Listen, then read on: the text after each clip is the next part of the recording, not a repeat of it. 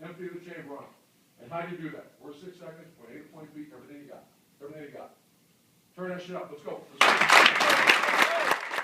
Welcome to Scoop World Order. It is Monday night. We've got some great stuff coming. We have Bill the Bank Greene joining us tonight to talk some recruiting, talk some of the movement around college football, the NFL, all kinds of great stuff. We're going to take your questions and talk about the latest and greatest in Ohio State football. So appreciate you joining us as always. Switch my setup around a little bit. Thank you guys for joining us tonight. We know you guys have a lot of things to look at online, and we appreciate you guys joining us. We love making this thing interactive, so get those questions fired up in our chat. We are ready to rock and have a great day. If you enjoy this content, please leave us a like and click subscribe on the video. That being said, I'm bringing in my good friend, Bill the Bank Greene. Bank, how are you today? Good, man. How you doing? I'm doing great, man.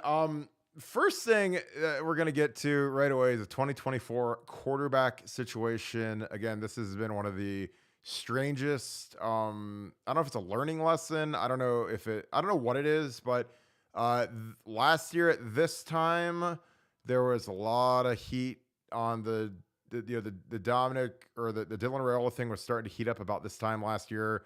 Again, I always laugh because he came to, like, I believe the Purdue game or the Michigan, one of the last games of the year in 2021, and it wasn't like a huge deal. It wasn't like a guy that was the number one overall, because he wasn't number one overall yet, and he wasn't the 5-star God's gift quite yet, but then he kind of surged and became that guy. And, then all of a sudden it was this infatuation with Ohio State, Ryan Day, the family came multiple times during spring football, leading up to the crescendo moment of spring ball, where all of a sudden at the spring game, Jaden Davis is heading to the game, Dylan Raiola is coming to the game. I asked his father literally on like that Tuesday when I was like, or that Monday, I said, hey, are you coming to the game? He said, no. Then on Tuesday, you put something on BuckeyeScoop.com that said, probably, possibly, he is coming now. And I was like, well, that's weird. I talked to Dad yesterday, and he said he wasn't coming. I texted him that same day that you said that. He said, we might be coming now. And I was like, what? I was like, what changed? Then all of a sudden, I got the kind of the backstory where it's like, Jaden Davis is coming. They think he's going to commit. It's like the OK Corral, like all over again. But what are your thoughts on kind of everything that's transpired? Obviously, we know the Raiola thing turned into the Hindenburg and just blew up. And now all of a sudden we're back wide open, and we kind of stiff-armed some really good quarterbacks in that 2024 class led by Jaden Davis. And you have some other guys, but where are we at right now with this? What has Ryan Day and Corey Dennis learned from this experience? Because again, we kind of put off the 2023 recruits. We took a kid late, Lincoln Keenholz, I think is really good. But, there were guys that, we're dying to be Buckeyes that were rated much higher than Lincoln that we stiff-armed because we didn't want to scare off Dylan Raiola, and then we don't even get Dylan Raiola. So what are your thoughts on that whole situation, how it went down, and where are we at now? Yeah, I don't know what you learned from that situation other than, every year is a new year and it's a new crop of recruits, and you have to play it by ear. Recruiting is not something that there's not a book for this. Okay. I mean, you take it as it comes, and, I don't know, do you not go after a highly rated superstar kid ever again? I don't think that's the way to go. Um, the Raiola thing absolutely blew up in their face, and it, cost them the ability to go after, one of the higher rated 2023 guys. They rebounded well to get Lincoln Keenholz, so he's fine. I don't think he would have been their first choice or second or third or fourth choice in that class. And, they or did they not promise Dylan Raiola and the family that they wouldn't take a top guy? I don't know. We were told that they were, but that could be the Raiola family just kind of propping themselves up. So I don't know what you learn. You move forward, you plow forward, you do the best you can. Like you said, they were lucky to pull the kid in the end, the Keenholz kid. It was pretty darn good recovery, to end up with him. That's fine. Now in this class, man, it is, they had Raiola. They thought they had Raiola all along. The nice thing is he decommitting when he did gives you a long time to rebound from losing him. It's not like he decommitted on you 2 weeks before signing day. It's fine. And right now they've got some candidates in mind, 3 guys that basically 2 with 1 as a fallback. and I think they're going to be fine. I think, right now it just seems like Alabama is kind of playing musical chairs with everybody. And, I don't understand what they're doing, but, you know, Nick Saban's been at this a long time. He's got Julian saying committed, and why he's offering other quarterbacks is beyond me. But we'll see what happens. And the big fly in the ointment right now is, Tommy Rees going from Notre Dame to Bama as their OC. Notre Dame's got a quarterback committed, CJ Carr, that I'm sure Tommy Rees has a great relationship with. Does Bama offer CJ Carr now also? How do they go there? So that's going to be something really interesting to follow. Is CJ Carr as another, guy thrown into the mix now? Does he just stick with Notre Dame and, say, hey, I got my school, I love where I'm at? Or does he think Tommy Rees is his guy? And if Tommy Rees, offers him to come to Alabama, does he take it?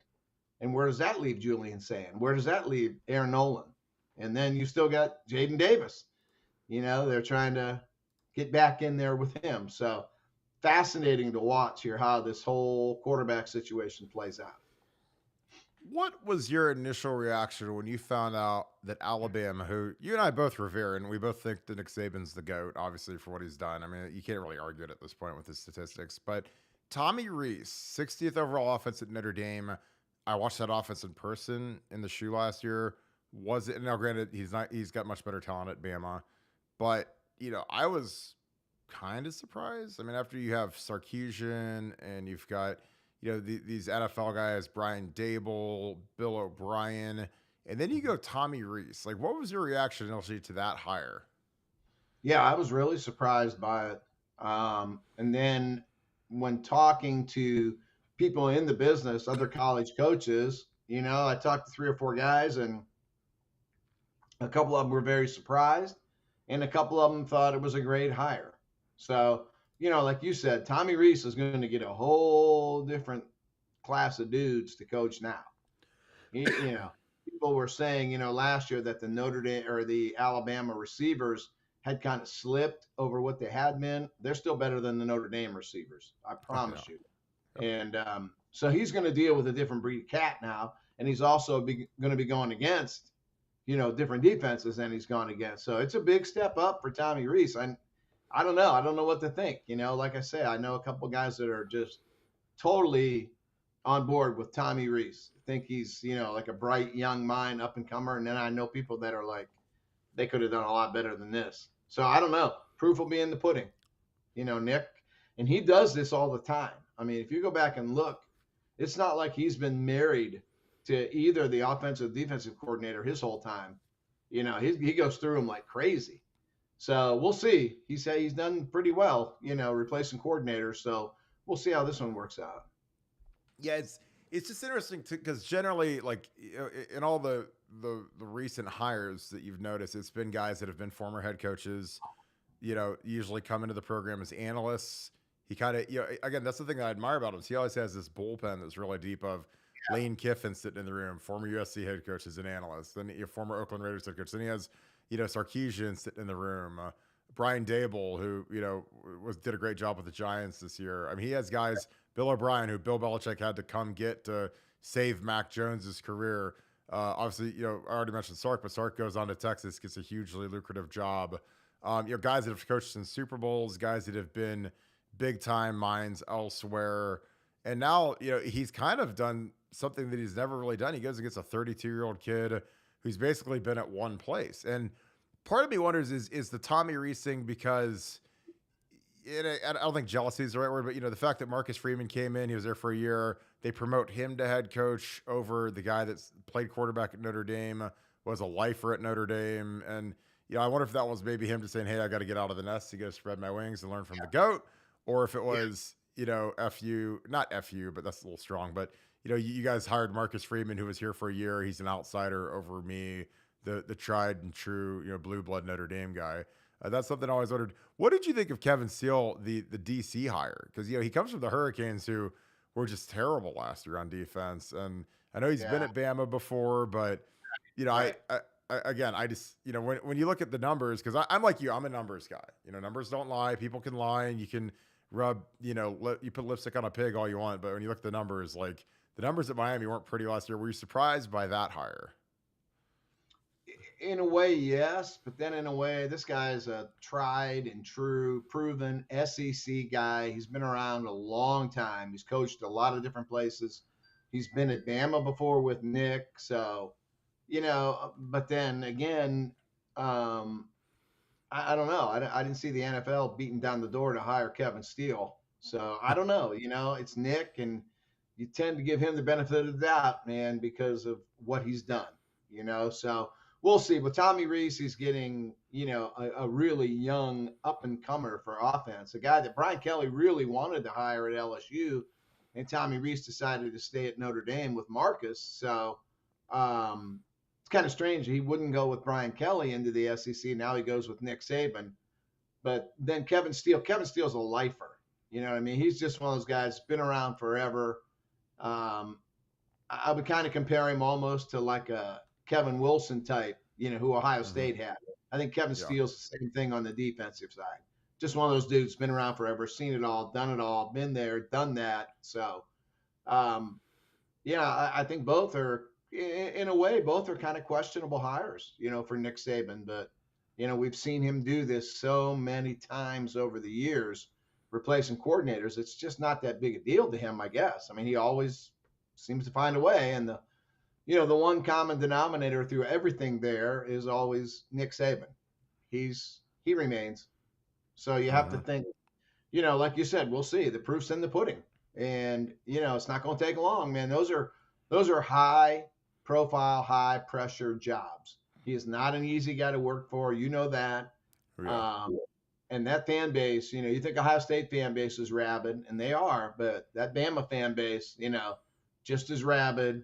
And, the pitchforks will come out real soon for both of those guys if things aren't, what they expect it to be. I worked with a guy that actually worked for Saban for a long time, and I'll say this, you'll probably say I never knew that he worked for Nick Saban for a long time, but Jim Bowman worked with Nick Saban at Michigan State for a long time, and he had some classic stories that I'll tell you offline because, man, they were his daughter used to watch the kids, like was Saban's babysitter and stuff. I mean, he is a wild man. I mean, it is, and again, like I think that's part of the reason.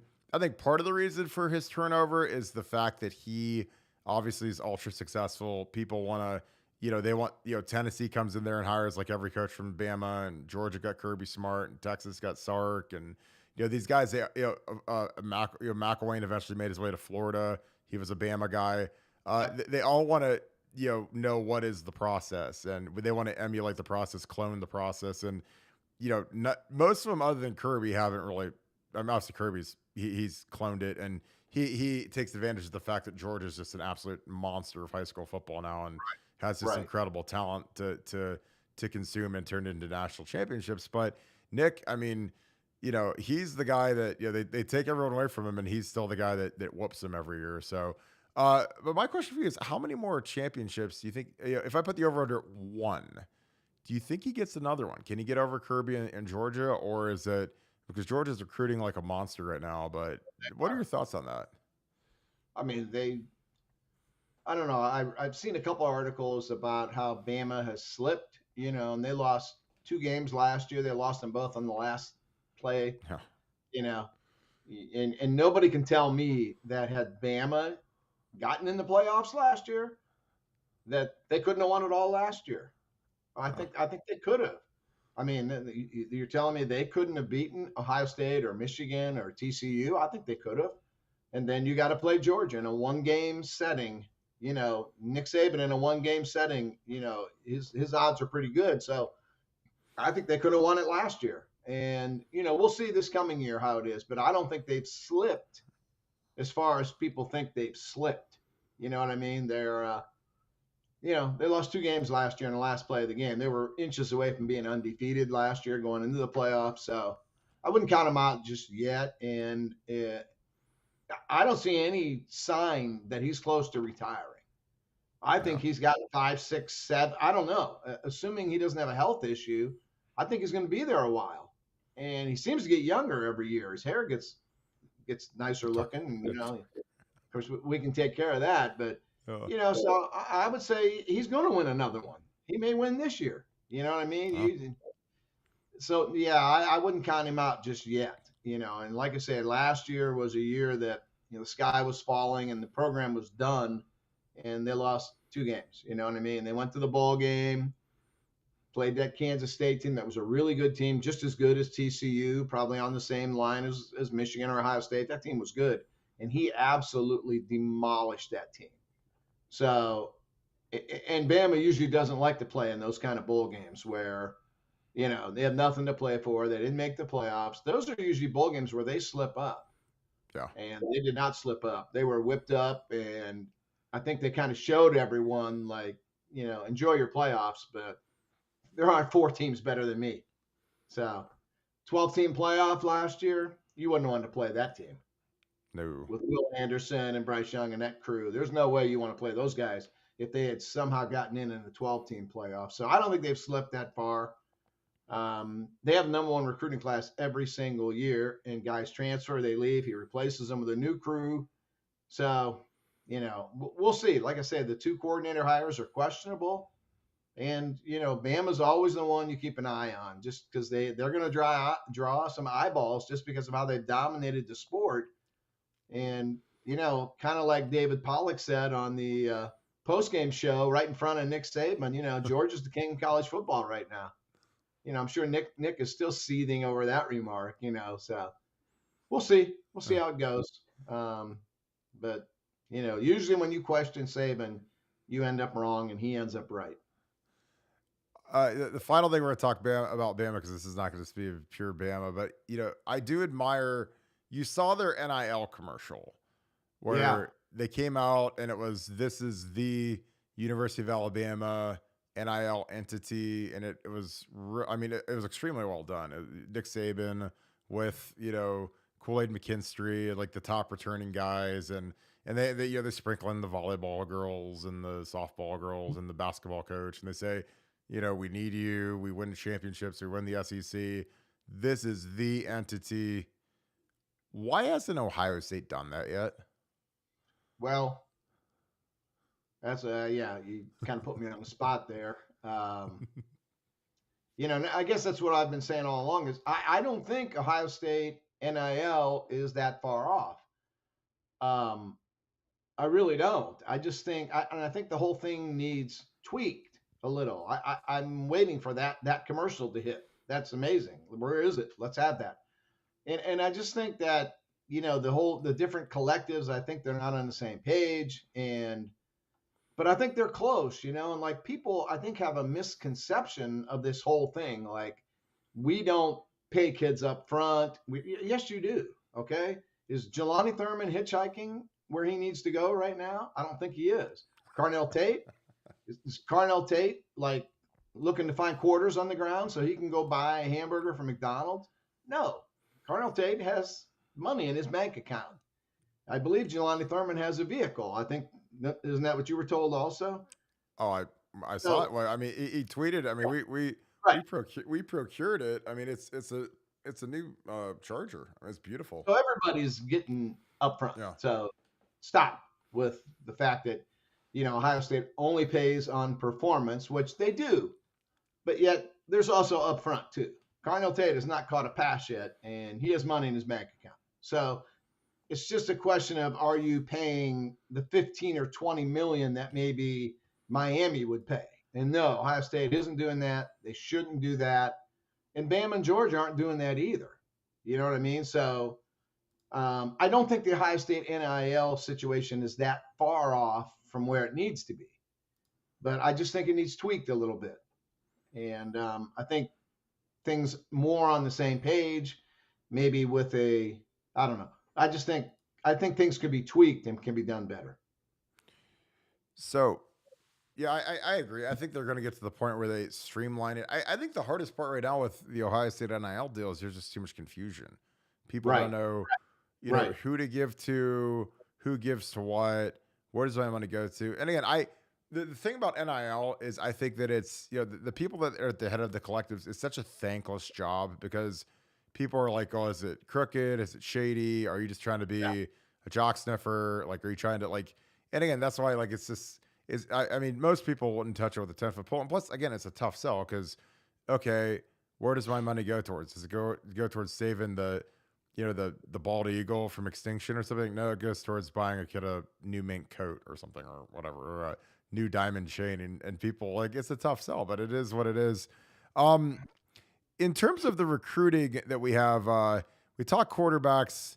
Obviously, the number one discussion every year is offensive tackles. And it's funny because I never realized how much people loved offensive tackles until I got into this gig because people are obsessed with offensive tackles and everybody loves it. And I go What? through it, have for Uh, 25 years. I'm O-line in general, not just tackles, but O-line in general, because it's just so darn important.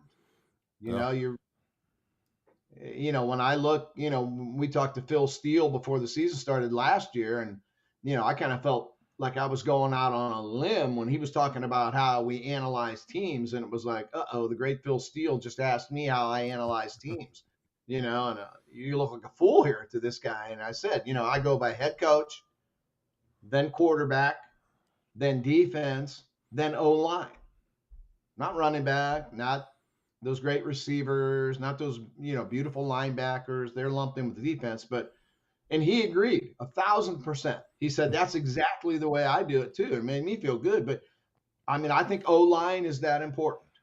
I don't think you can win with a bad O-line. I think you can mask some other problems. I don't think you can't dress that one up.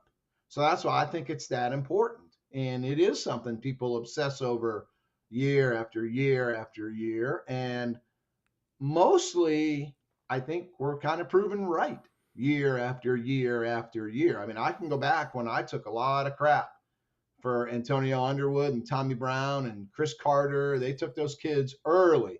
Those kids were in the hopper before the spring game. I wouldn't have taken those, would have been kids that I would have invited to camp. Let them work out. Let's see where they're at. I feel the same way about this group now. I don't see, like, I would have my board top centers, top guards, top interior guys, top outside guys in America. And that's how I'm going to work my board down. If you've got these Ohio kids at the top of your board and say, look, these guys are better than anybody in the South, better than anybody out West, better than anybody in Texas, then you offer them and go after them. I find it hard to believe that they have these kids as the top offensive linemen in America right now for 224, but they've offered them, and all three of them could commit tonight. And if they go to commit, you're going to take them. So, you can't really mess around with Ohio kids. So if you're throwing the offer out there, it's a real offer, and they take it, they're in. So I don't know. I wouldn't have offered these kids this soon. I'd want to see them in April when you're allowed to go on the road and go to their school and watch them work out. I'd want to see that. And then you can bring them into camp in June. Nobody's signing anything right now. I think people kind of freaked out when Luke Hamilton, committed to Michigan and had some things to say. And then it's like, oh my God, we're losing linemen. No, he hasn't signed anything yet. And Ohio State saw him in camp. They didn't offer him. So I don't know. I think these offers are very premature. Now, they know more than I know, but this is just my thinking is these three kids that they've offered recently, to me, wouldn't be at the top of the Ohio State board. I can't believe they're at the top of the board. But, I don't know. Maybe they want to lock in three guys right now you think you can get quickly to go with, the Moore kid. Then you'd have four in, which I don't know. It's probably not how I would do it, but we'll see. Like you said, proof's always in the pudding. It's always in the results. This reminds me of a Tommy Brown, Chris Carter class, or maybe what they did a few years ago when they were locking up Trey LaRue this early in the process, Grant Toutant this. It kind of reminds me of that you're kind of jumping the gun too soon here just to get bodies in the hopper early, which I don't think that's a winning play. Unless it's Paris Johnson. If you got another Paris Johnson, I'll take him right now. Yeah, that's always the interesting thing because like a guy like Paris generally doesn't commit this early generally just because he doesn't have to. I mean, he could commit.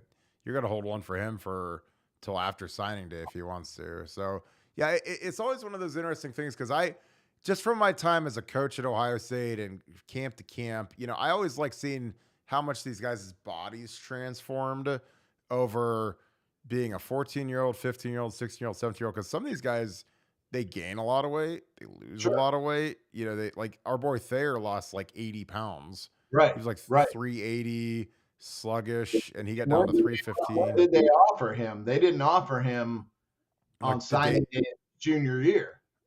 oh, they, You know, they he offered him, yeah, like the week was, before signing day like the last signing day. that's I wouldn't wait that long on these kids, but I would want to see them like their last football game was in November. They haven't done anything since November. There have been no camps, no combines, no nothing. So why are you offering him in February that you didn't offer him in November when you saw him in November? That's the thing that's surprising to me. What have they done since November that they were non-offers in November, but today, man, we got to offer them now because they're about to go to Pitt or Virginia Tech or something. Like, I don't get it. Plus, even if they committed to Pitt or Virginia Tech tonight, that shouldn't bother you at all. You're the Ohio State University. Like, big deal if they committed to Purdue. Go get them when I want them. So I don't know. To me, they're premature offers. But again, they know more than I know. But I think it's quick to pull the trigger on these kids. Does a kid like William Satterwhite getting a Bama offer, does that make you a little bit more trigger happy to offer him? Because he's one of the guys that hasn't gotten an offer from Ohio State, and his offer list with just that Bama offer, I mean, that's the crown jewel of offers. So if Bama's gone on a kid, and like your boy Wolf, who's down there, the offensive line coach, Yeah. I mean, you assume that's a committable offer. Does that make you? I don't know if anxious is the word, but is that because I mean, when you're offering kids that the best offers are Pitt and Virginia Tech and Michigan State and that type of thing, versus a kid who has a BAM offer who you haven't offered yet, how would you proceed if you were Ryan Day or Brian Hartline or Justin Fry and you're the guy that doled the offers out? Would that make you really think hard that because again that kid doesn't seem like he's close to committing to Bama, but a Bama offer changes everything for me because I'm like, well. That's a different breed because if Bama is coming to Ohio for a kid, they have to see something that's really exquisite because they can literally get anybody. They got Caden Proctor out of Iowa, a kid that we would have crawled across, glass and, anything to get, to start at left tackle next year. He went to Bama instead where they already have, two tackles ready to go. But what would that do to your calculus just from that Bama offer popping up? And like I say, I'm not a coach. The one thing I would compare it to, if it compares, is I had to rank kids every year when I worked for 24/7 and Scout. So I had to rank the kids in Ohio. So when I saw a kid, like if I was doing the rankings right now, I would look at it the same way I think college teams look at it. You form your board and you work your board. And if I had Satterwhite ranked as the number 15 prospect in Ohio, which I think that's where he is, right? Somewhere around there right now. And I saw that he got offered by Bama, I would not immediately move him to number 9. I wouldn't do it. I mean, I can't go by that. I've got to work my board, so to speak. My rankings have to be my rankings. It can't be, Ohio State just offered that kid, the Twins are a perfect example from St. Ed's. And I like them. They're good players, really good kids, from what I've been told. But right now, if those kids commit to Ohio State tonight, they will be 4 stars within 2 weeks. I've been through those. I know how it goes. If they commit to Michigan State tonight, they will remain 3 stars. And that's bullcrap because I never did that. I got overruled a lot because I just did the state of Ohio. And, if somebody wanted to overrule me, that there was nothing I could do about it. I did my rankings, and then you finalize them any way you want. But I know from doing this for 20 years, that's the way it'll be. That's why rankings are, man, you almost have to take them with a grain of salt because there's a lot of politics involved in those rankings.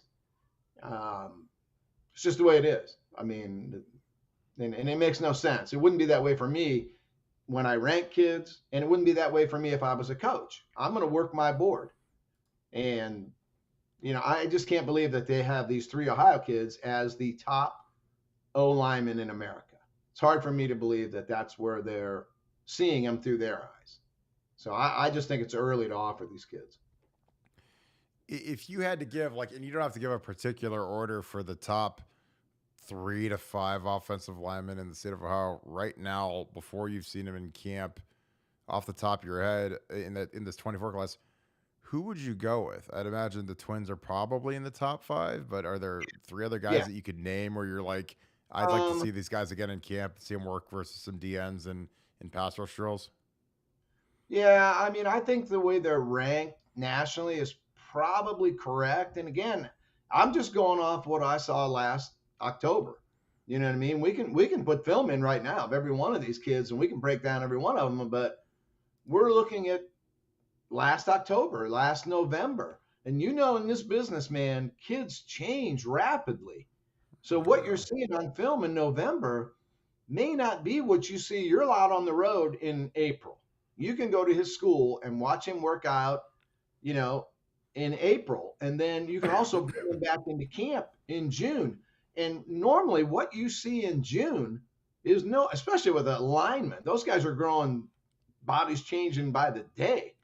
Brandon Innes has probably been the same body type since he was in the 9th grade. He doesn't look that much different. These O linemen, they're going to look dramatically different, and they're going to move dramatically different. So what you're seeing on film from last October is not at all what you're going to see next June. Sometimes for the better, and sometimes it's like, I don't like this kid. I liked him on film last year, but now that we're seeing him up close, personal, I don't like what I see. So that's why I like the spring evaluation phase, going out on the road in April and into May, and then bringing them into camp in June. You really get an updated version of who you're dealing with. And if it's Paris Johnson, I'm offering him, ASAP.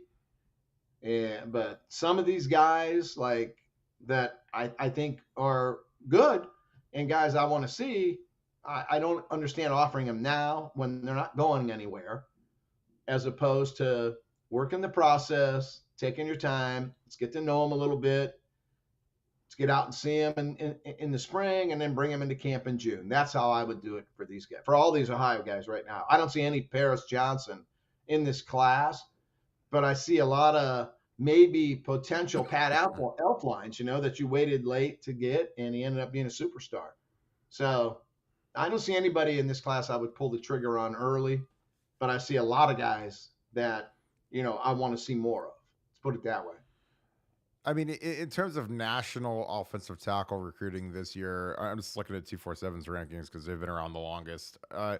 Their number 1 tackle on the board is Cam Pringle, committed to South Carolina, 4 stars. So I think overall nationally, this is a down year for tackles. I don't see like, a Paris or some years you see these guys, you're like, oh yeah, that's Joe Alt, the kid from Notre Dame, who's going to be a first top 5 pick in next year's draft. We'll see him against, we've got South Bend, but Gerby Lambert's the guy that Ohio State's interested in. I like him.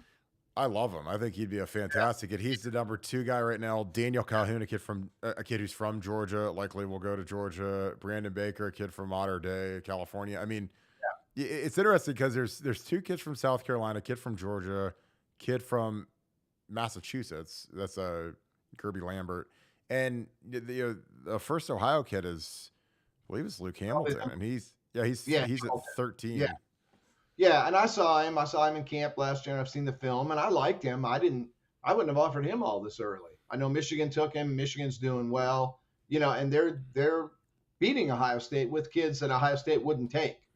And I don't know if this has caused like a shift in philosophy, which wouldn't be for me, but I don't know. Like I say, we'll see. Proof's in the pudding.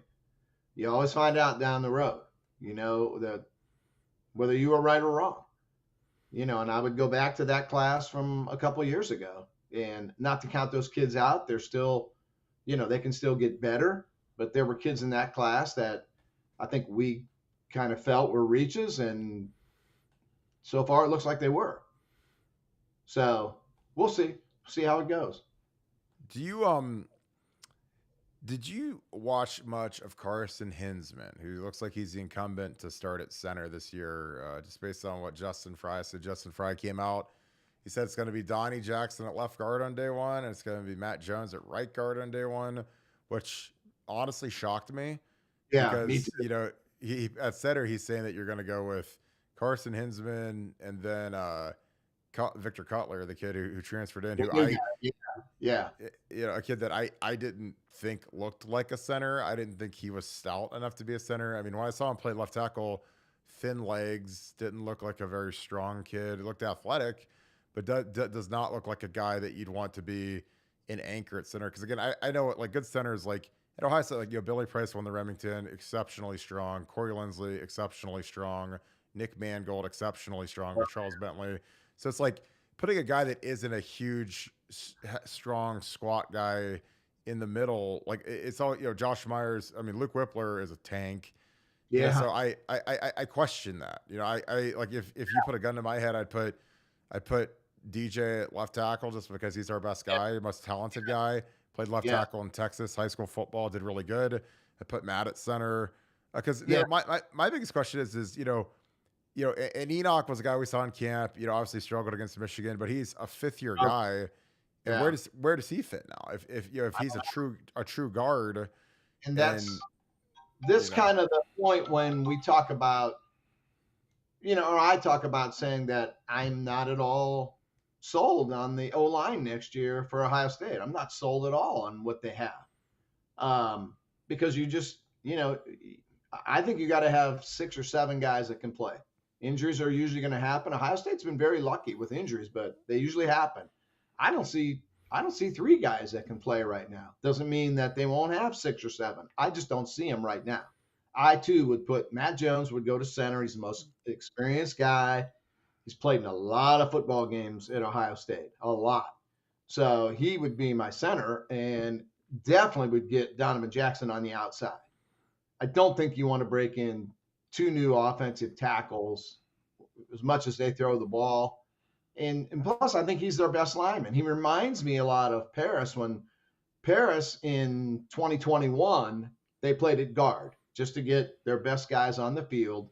He was out of position. That's not where he's going to be, not where he needs to be. He did it for the good of the team, and he was okay. He was a good player. Same with Donovan Jackson, playing out of position in my mind. I think in your mind, did it for the good of the team. You got Dewan and Paris as tackles, so you can't play tackle. You got to play guard for a year, and then with his feet and his length. I know he's not a tall guy, but he's got long arms, he's got great feet. He'd be my left tackle. Absolutely. Be Matt yeah. Jones at the center.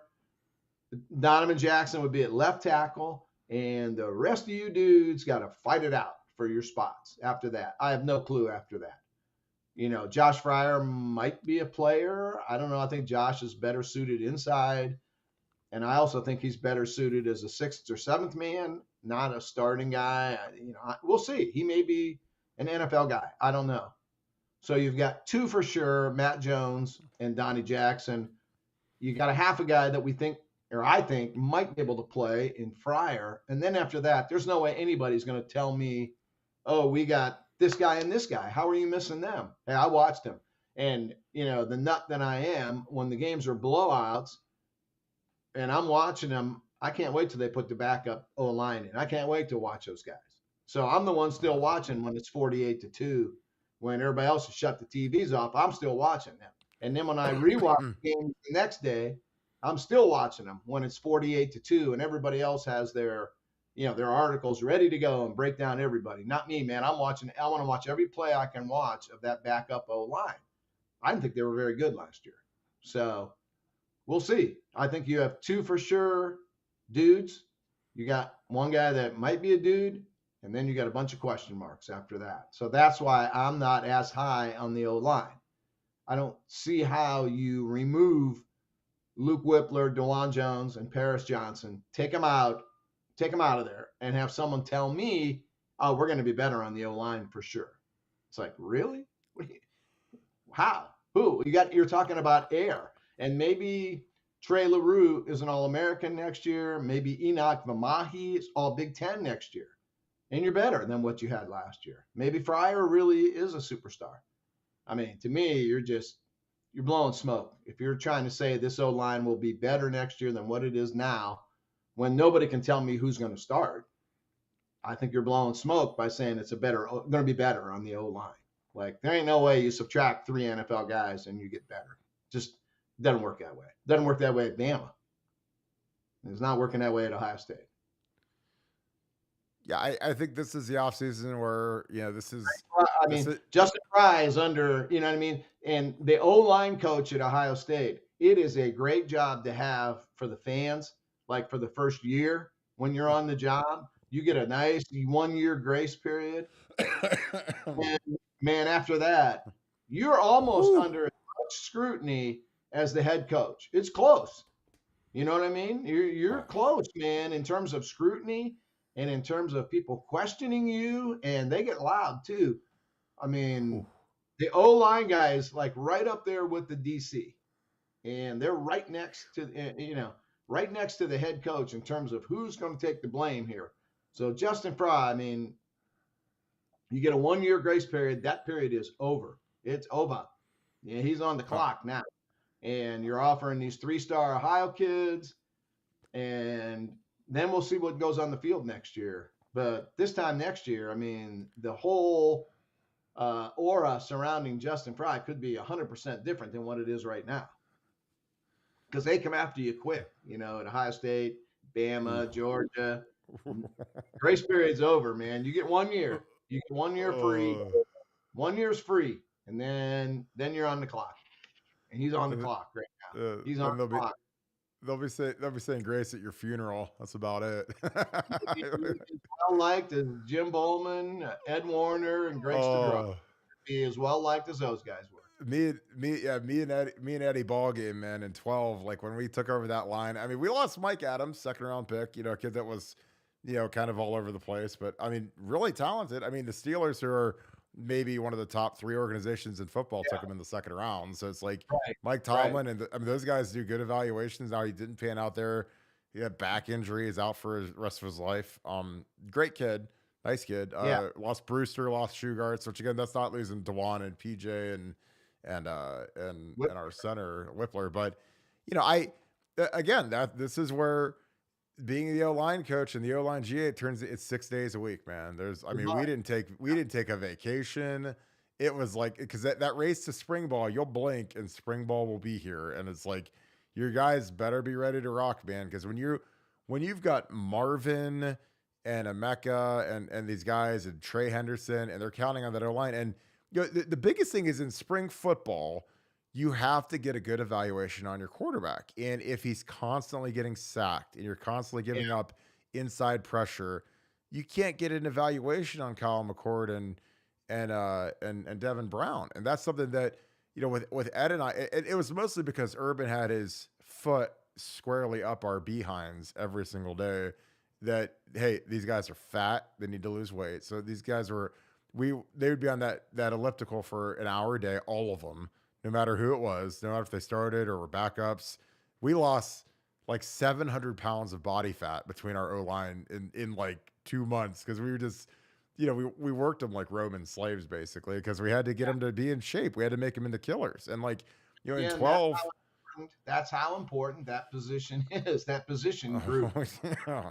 You can't have a bad O-line. We've seen teams with bad quarterbacks mask it up, yuck it up, and you hang in there. You can't hang in there with a bad O-line. There's no way. It can't work. It won't work. Yeah, I mean, you look at the Chiefs and the Eagles playing in the Super Bowl, multiple Pro Bowlers on. The Bengals went through. Exactly. It cost them Super Bowl, that O-line, and they had injuries. They had injuries at a horrible time, and it cost them this year. So the position group's that important. I mean, that's why Urban went berserk. It's probably why Saban is probably making life miserable for my guy Eric Wolford. The position group is that important.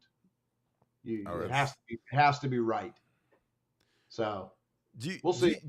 Do you think we underachieved last year given the overall talent of our offensive line? Because we No, potentially, I mean, with Paris being a first round pick and Dewan being second or third round in all likelihood, do you think we underachieved? Whippler will get drafted too, and Whippler will be a third and round pick.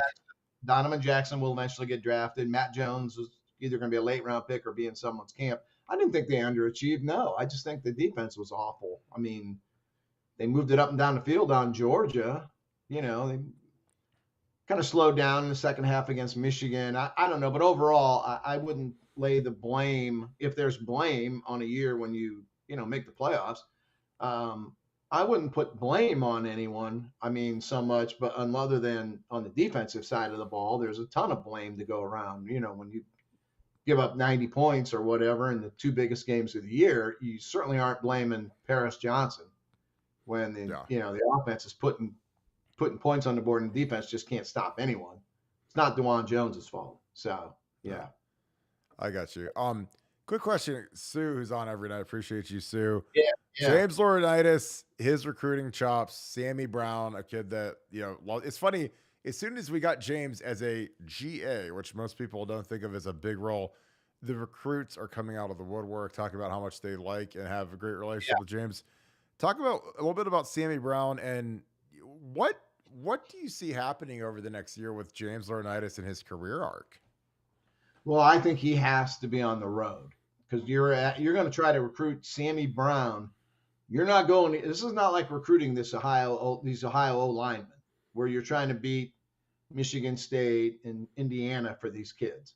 You go after Sammy Brown. Okay, now you're going after Kirby Smart and you're going after Nick Saban for a Southern kid.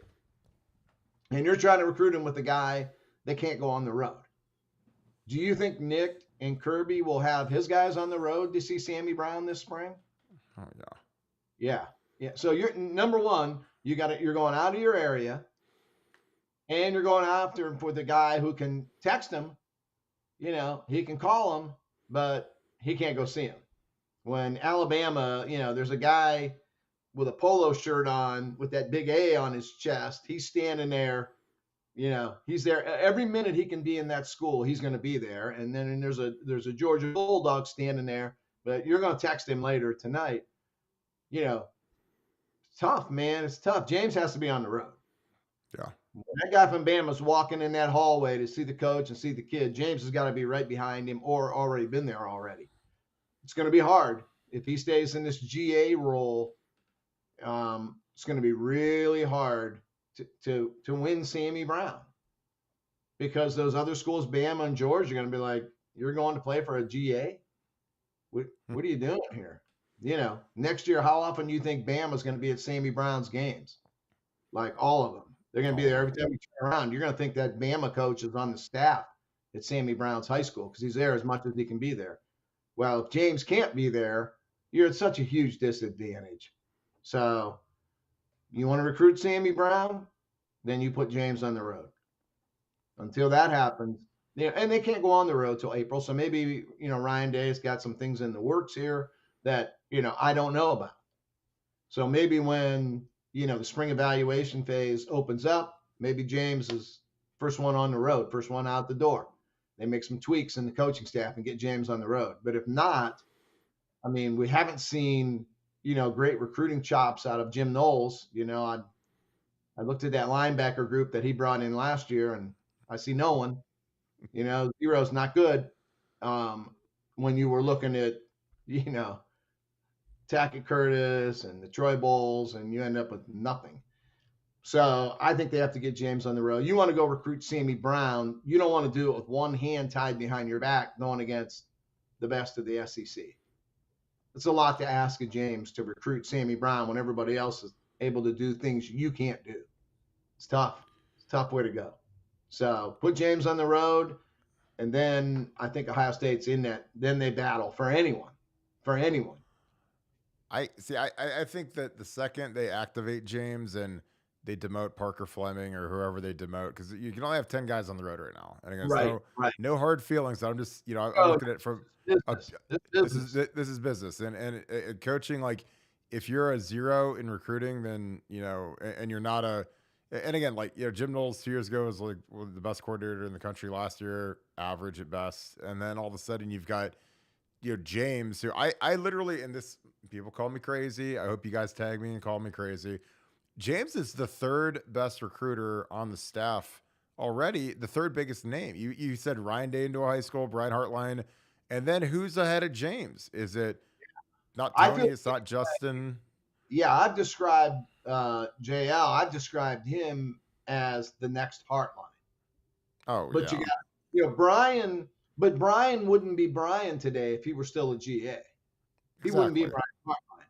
You're not recruiting these kids from South Florida if they don't ever see you. They don't know who you are, and the Bama receiver coach is there as often as he can be there. So turn JL loose. Yeah, like I said, I mean, this is business, not personal. We're not trying to be nasty to someone or mad at someone. It's just, you want to win or you don't. Is it a hobby or is it a passion? Who are you? If it's just a Yeah. hobby, okay. It's not a hobby to Bama, not a hobby to Georgia. So I don't see 10 better recruiters right now on the road for Ohio State, better than James Laurinaitis, that he would be the 11th best recruiter. I don't see that.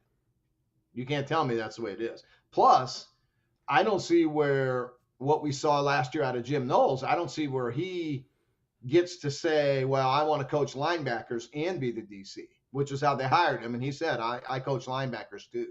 Well, after year one, it'd be like, no, you don't. No, you don't. You just be the coordinator. We're going to take linebackers away from you. We're going to give it to an 11-year NFL guy who didn't get by with, James Laurinaitis didn't get by with talent. There were more talented dudes, taller, longer, faster than he was. But you know what? He was like Brian Hartline. He found a way through intelligence and smarts. You know what I mean? I don't want to hire Randy Moss. No knock on Randy Moss. I don't want to hire him as my wide receiver coach and have him say, just do it like I did it. Well, they can't do it like you did it. But you can do it the way Brian Hartline did, which was by intelligence, hard work, just learning your craft. That's who James was. So I know James can teach it on the field. And then we both, you know him better than I do, but I know enough of James to know that this is a potential rock star as a recruiter. And I don't see a lot of rock stars. Hartline's one. Hartline's a rock star. Rock star. Well, I think James can be too. So tweak the staff a little bit, tweak the NIL a little bit. I think Ohio State is, they showed they're close. I mean, they could have won a national title last year. Last year was the year to do it. Yeah. There were no great teams last year. I mean, that Georgia team struggled with my Kent State Flashes. The Flashers gave them a game. Kentucky held them to 16 points. Missouri had them beat. So last year was not a banner year. So they threw one away last year. So, but you can't go back. You only look forward. So, yeah, to sum it up, I think James Laurinaitis has got to be on the road. And some way you got to make that happen. That he has to be out there. And like you said, I mean, I don't know where he would rank in terms of recruiters, pure recruiters on this staff, but he ain't 11. I promise you, he ain't 11. I don't know if he'd build for me. I don't know if you put him on the road this year and you let him go hit the road and really recruit. Turn him loose. Don't put him below 3. I mean, because you look at our defensive guys. I mean, LJ is on his last legs. I mean, and Perry, Tim Walton's an NFL guy. I think Perry's a rock star. I like Ileana. I think that James in the Midwest and even nationally. I mean, he played in St. Louis and LA Rams all-time leading tackler, and you don't see Hartline is not offering 3-star wideouts from Ohio right now. No, God. Okay, no. He's going and battling, and that's what I want out of every position on my staff. Why should it just be Brian? Why is Brian the only one that has to go out and the quarterbacks? Why do you only want the best of the best at wide receiver and at quarterback? Why? Why not every spot? Every spot. I want the best I can get. You're going up against people. It's not a hobby to these people. The SEC has, how many of the last titles they have? Look at the last 20. They got most of them. for a reason. And I count Clemson as an SEC team because that's how they approach it. They're serious there. Florida State won one back in the day, and that wasn't a hobby for that group. Believe me, Bobby Bowden and those guys, they did everything they could do over the years. So if you look at the last 20, I'd want to do it the way those guys are doing it. It ain't a hobby to them. It's the best phrase you can have when you're describing what if the goal is to win a national title. Man, it's hard. It's hard. So if you have a superstar recruiter, he has to be out on the road. And I'm sure, we're here complaining about this, and maybe Ryan Day is sitting at home in his living room watching this video thinking, you idiots, he's going to be on the road, so shut up. Just chill out. I got time. And he does. They do have time. When does the evaluation period open up? It's mid-April, I think, or late April. It's literally like 2 days after the spring game. They moved the spring game up. Again, this is an Urban Meyer thing. This is why Urban Meyer is a genius. Urban, back in the olden days, the Trussell days, we used to have the spring game at the end of April. It'd be like April 28th or whatever. And Urban got here and he's like, why on earth would you have it that late where you missed 2 weeks of spring recruiting and visits? Yes. So we instantly moved it up to April 15th. So then on April 17th, all of these wonderful coaches are on the road for 6 weeks. Sure. They're gone. Yeah, exactly. So, but if you want JL, you want him to go get Sammy Brown the way Hartline can go get JJ Smith or Carnell Tate. Well, you got to turn him loose.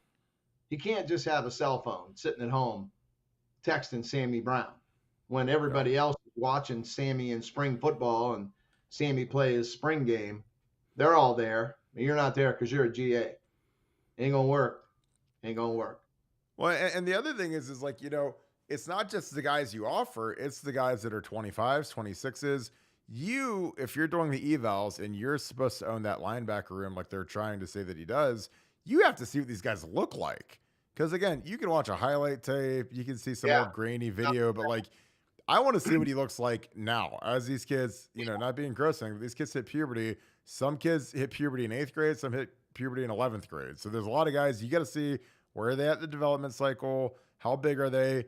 Are they allergic to the weight room? Some of these guys, they look great on film and you see them and they look like little gangly dudes. You're just like, Well, you also want James on the road developing relationships with these coaches.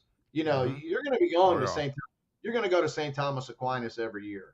Hartline is amazing because Hartline, when he's out there representing Ohio State, he's putting him in the game with Cormani McClain. Cormani doesn't play wide receiver. Dijon Johnson, Cedric Hawkins. Hartline's the first contact that Ohio State has with these kids. You eventually turn them over to Perry Iliano. You turn them over, to Larry Johnson. But, when you're out there in that area, you're laying the groundwork. And the head coach, when he tells you, hey, man, I got a freshman going to be a sophomore next year that you really need to know about. You don't get that on text message. It doesn't work that way. You have to be there. And that's how you get that kid to come to camp when he's just a baby. Because James Laurinaitis has told him, you need to come to camp, man. We want to see you. You don't get that over text message. Nope. So he's got to be out there. And that's just my final thought on this whole. We could talk about James for an hour. Forever. It's like the bottom line is get him out there on the road. This is it's not personal. It's business. It's business. Okay. You want to run it like the mob runs it, like they ran it back in the 20s. Watch the Godfather movie. Michael Corleone Bank. Not personal, Sonny. Not personal, Sonny. It's business. Never go against the family. I agree. And with James's knowledge, I'm telling you, one of the best things you can do with these kids is start coaching them during recruiting or when you're just getting to know them, because you might give a kid a couple tips while you're sitting there visiting with them. And all of a sudden he's like, wow, I never thought to do that, coach. Wow, that's a great drill, coach. Wow, you watched my tape and you said, hey, you need to go, get out of your back pedal quicker when you're making breaks and coverage or whatever. James will say some stuff. Cause that was something that I used to do as a GA. I remember coaching up Jamarco Jones at Friday Night Lights, And I love Jamarco like a son. I still talk to Jamarco all the time. One of my favorite players of all time. And like, we're sitting there eating, hot dogs and chicken and macaroni and cheese or whatever they had at the end of the Friday Night Lights thing. They had that little lunch thing or dinner thing after they worked out. And I'm teaching him about his vertical set and kind of, this is some stuff I learned in the NFL. This is some stuff to just keep in the back of your mind, how to size guys up, mix up your pass sets. And he like loved that because like, it wasn't just, who's your favorite player? What's your favorite Xbox game? It was like actually real game. Yeah. And that's something that James, if he goes out on the road and evaluates these kids and he gives them a couple tips, then all of a sudden they'll be like, wow, I can't imagine if I come play for this guy. Then all of a sudden I get this every day. I can't imagine how good I'd be if this guy's putting all this effort into me. Like what kind of polished diamond I'll become working for James Laurinaitis for 3 to 5 years as an Ohio State kid. So, well, I saw one time, I covered all those All-Star games for 15 years in a row, and I was at the Under Armour game down in Orlando. It's in Disney. It's a great setting. And they practice for a week, then they have their game at the end of the week. And they always bring in NFL guys to kind of talk to the kids. And usually what these guys do is they speak before practice. They'll have some sort of canned talk, work hard, get your grades, listen to your mom, all that. I've heard them a million times. And then those guys stand around, talk, and, it's no big deal. Well, they brought Deion Sanders in one time. And I thought, oh, yeah, here's Neon Deion, prime. He's going to No, I watched him coach DBs. Clinton Dix, who was the name back then. He was the dude at the Under Armour game. And he ran a drill, and Deion, like, threw the defensive back coach who was coaching the All-Star game, like, threw him out of the way and grabbed Clinton Dix and was trying to get him to do a backpedal drill correctly. And just either wasn't getting it or he wasn't doing it right. And Deion got so exasperated. He like threw his warm-up jacket off and got down in a stance and did a backpedal drill. And it was like watching deers jump over a fence. Like if you ever see a graceful deer, just, man, they're just running where, a dog's going to run into a deer, gets up over the fence, and it's just so graceful. That's what he looked like. He did a backpedal drill, like threw his whistle down. He was so mad and exasperated. And he was like, this is how you got to do it. And he grabbed Clinton Dix and physically, like, you got to have your left foot here. You've got to have your hips turned. It was the most amazing coaching I'd ever seen. So then when Deion got into coaching and everybody's like, oh, he's just a name. I thought, no, he's not. I watched him when he didn't even have to be there. He was brought in to talk to the kids and give them the old listen to your mom, get your grade speech. No, it killed him that they were running this drill incorrectly. And he had nothing to do with it. He was not responsible for it. He was the guest speaker that day. And it just bothered him so much that he had to work. He worked with those DBs that day as hard as any position coach I've ever seen. And I knew right then, if this guy decides to go into coaching, it's inside him. You know what I mean? He's not going to be one of those guys, just watch a film and do what I did. And the kids are like, can't do what you did. You know what I mean? So he was so technical and so sound that's why he was Deion Sanders. Because, yes, he had the most God-given talent of any DB that's ever played the game before, but he knew the game. He practiced it. He worked it. You could see his work ethic. You could just see it was just coming out of him, where if he didn't give a crap, it'd be like, run the drill any way you run it. What do I care? Tomorrow I'm going to be back in my mansion and life's going to be good. I'll be playing golf. No, he couldn't stand it. And I knew right then, if this guy decides to go into, he was not into coaching then. He was just out of the NFL. And I thought if ever he would decide to go into coaching, he's going to be great because he's got the prime, he's got that going for him. But I saw the way he worked this drill when he had no responsibility at all. And it was like, man, this guy so detail oriented, and he just burned to have these guys do it right. He had to have these guys do it right, and it wasn't his group. So just a little, I don't know where I'm going with that. But no, I totally agree though. And then he hires Mike Zimmer as his D coordinator, and he gets your boy Lou as his OC. I mean, Yeah, Yeah. people can laugh. And again, Colorado, they stunk last year, so they're probably just gonna be marginally better this year. But like he's got a super legit coaching staff. It's not just prime and the primettes. Like he got a No. 40-year NFL guy as his DC who was head coach of the Vikings for 10 years. I mean, he's got some dudes on that staff now. No Uh doubt. any final thoughts, Beck? This has been fantastic. We got Zach Smith tomorrow. We got the podcast tomorrow, so that'll be fantastic too. Menace to Scoop, me, you, Zach Smith. The whole world's gonna break tomorrow when that goes off. But any final thoughts? This is a great one today, man. No, I would just watch the quarterback, watch what's going on with these quarterbacks right now. That it's really interesting how Ohio State's trying to play this thing. And right now, it almost looks like Nick Saban holds the cards right now. And with him hiring Tommy Rees, the one thing I want to see, do they offer CJ Carr tomorrow?